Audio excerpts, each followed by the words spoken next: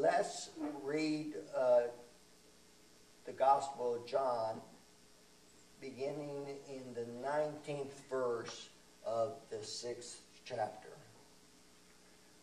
Do not store up for yourselves treasures on earth, where moth and rust consume, and where thieves break in and steal. But store up for yourselves treasures in heaven, where neither moth nor rust consumes, and where thieves do not break and steal. For where your treasure is, there your heart will be also. Where your treasure is, there your heart will be also. Now, coming down, after he says a bunch of other stuff, he concludes this presentation with this verse. So, do not worry about tomorrow. Do not worry about tomorrow, for tomorrow will bring enough worries of itself. Do not be anxious about anything, Jesus says. You remember the verse where he says, don't be anxious about anything. Look at the lilies of the field and the birds of the air, how they are clothed with God's glory. And if God can clothe the lilies of the field and the birds of the air that way, how much more will he give you those things that you need? And so don't be anxious. Seek the kingdom of God first, and all these things will be given unto you. Now, you all may be different than I am, or that most Christians are, and you may not have anxiety about money or financial issues or things. Am I right about that? Does anybody have anxiety about that kind of stuff? Anybody worry about whether they will have enough? Worry about whether there will be enough? Maybe that's one of the things Jesus was trying to do when he focused on money, was to help people understand that he did indeed come to provide the opportunity to experience life and experience it abundantly, so that we do not live in a state of anxiety. But one of the issues that we have as Americans is that there are other messages that lead to a sense of anxiety. What do you hear every day when you turn on the news today?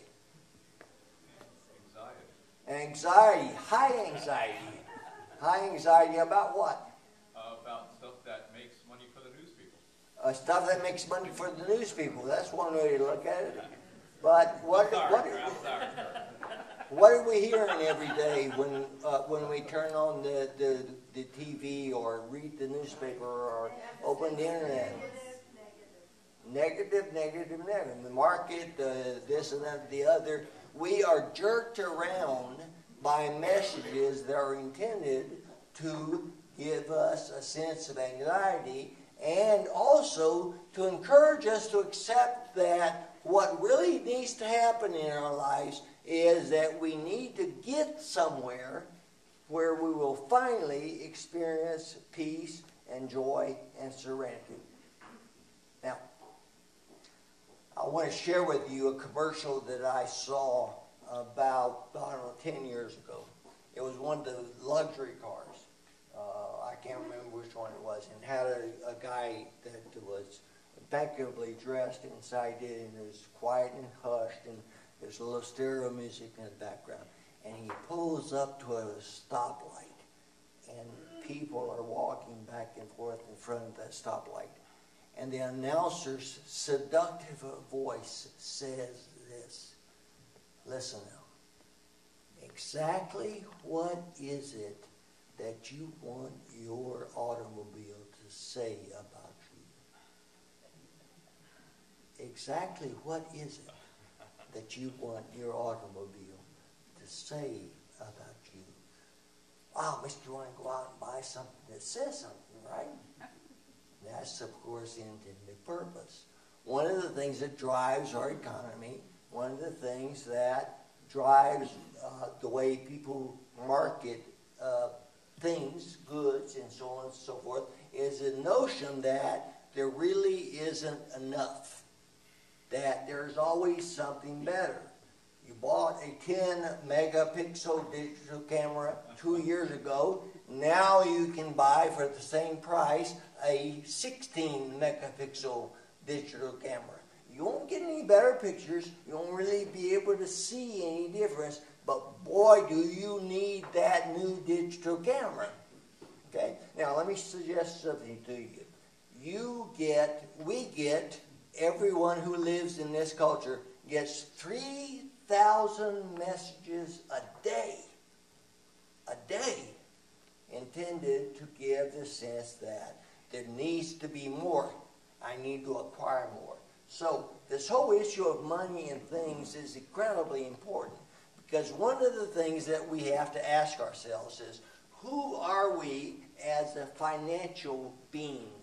Who are we when it comes to our relationship to money and things and possessions and that sort of thing? Who am I as a financial being? Now let me ask you to think about one question. You don't have to answer this right now, but think just a moment and perhaps leave with this question this week. Is life abundant or is it scarce? Is life abundant or is it scarce? Incredibly important question, because the answer to that will have a great deal to do with our sense of well-being and serenity and so forth. Now, let me give you something that might help you think about that. I went to a stewardship conference several years ago where the presenter got up and said that if you are a person that has a pair of shoes, any underwear, and the choice of one or of more than one meal a day, and any mode of transportation, just that, that's all. If that's all you have, you are richer than 95% of the people who have ever lived. Wow. That's pretty incredible, isn't it? Most of the time, I don't think those of us who sit in this room, or our friends or our neighbors, those people that we work with, have a sense of being rich, of being wealthy. But when it comes to human existence, when it comes to our place in the whole history of people and things and so on, and possessions, we are indeed rich. So when you think about the question, is life abundant or is it scarce? Think about what you have, what it is that you desire, and then ask yourself, what is it that I am trying to say about myself and to myself about myself as a human and as a financial being? Now, that's a question of identity. Who am I as a financial being? Now, most of you have probably not thought of yourself as a financial being, but you really are. Even if you're a teenager, you already have allowances and you have to make decisions about what that means and how you're going to spend it and how you're going to use it. Who am I as a financial being? So let me ask you a question. Don't have to show hands. If you want to, you're welcome to, but think about this. I have a financial plan? Have I made a financial plan? If the answer is maybe, or no, definitely I've not made a financial plan, I want to suggest something to you. That is your plan. That is your plan. We have a financial plan whether we decided to do it or not. And as a Christian, as someone who is called to follow Jesus and to use all of those assets that we have been given, our gifts as human beings, our gifts for relationship, our gifts for learning, our gifts for speaking, and our gifts as financial beings to the glory of God and to the proclamation of the gospel, to being people in the world who can be the light of the world. So what is your financial plan? Let me suggest some things that need to be an essential part of a financial plan. And John has heard me talk about this before. And so I want to tell you that nothing I say from here on will be new to anybody who has been engaged in any financial planning. But I might be able to give you a little bit of a twist on it.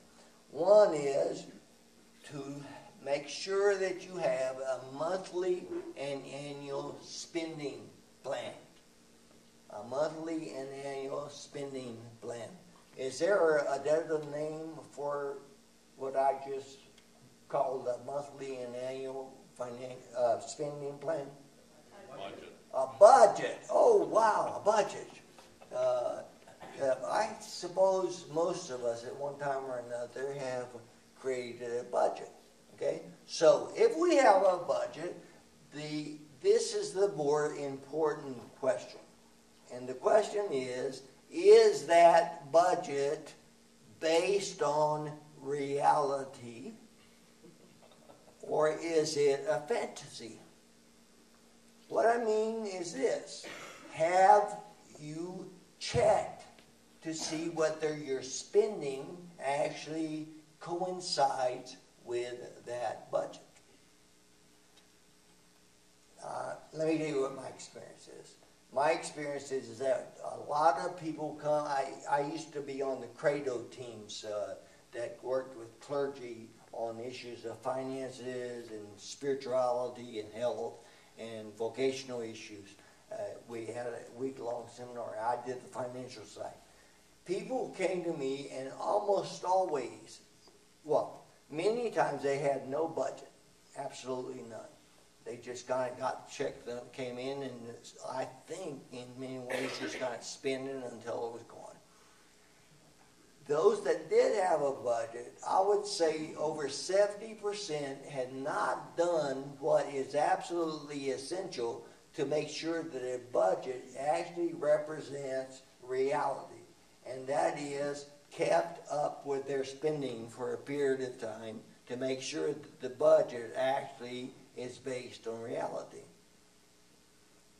They never really figured out, is that $100 that I budgeted for clothing really what I'm spending on clothing? Now, how many of y'all have a budget item that perhaps you haven't checked to see if it's actually based on reality? Most of us could probably raise our hand, okay? Because, just as an example, we buy a Starbucks or a coffee or a pastry here and there, or we go to the machine and buy a candy bar, something like that. We might have a budget for miscellaneous items, but I doubt very seriously if we're writing that down and then adding it up at the end of the month. What a lot of people get in trouble with is the discretionary spending that they have in their budget that they have not checked. Now the problem is this, that when you have a monthly and annual spending plan, you have income that comes in and outgo. Income and outgo. Income and expenses. Now, if the amount of money that you spend exceeds the amount of money that comes in, then what happens? Credit cards.